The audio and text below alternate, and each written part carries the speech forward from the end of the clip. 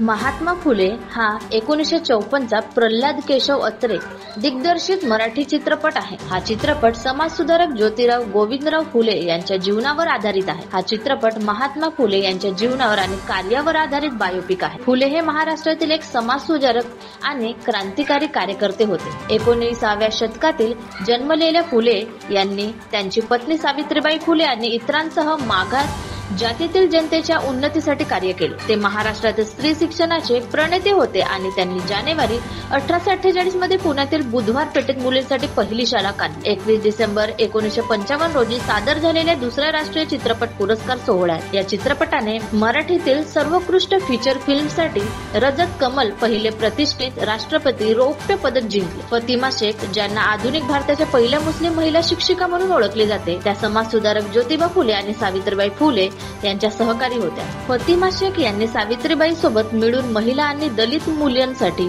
शिक्षण देण्याचे काम केले. त्यामुळे महात्मा ज्योतिबा फुले यांच्या जीवनाधारित चित्रपटाने महाराष्ट्रामध्ये गाजला असून आजच्या तरुण पिढीने आदर्श घेऊन हा चित्रपट नक्की बघा असे आवाहन ओबीसी क्रांती मोर्चाचे संजय मते युवा संघटनेने केलेले आहे.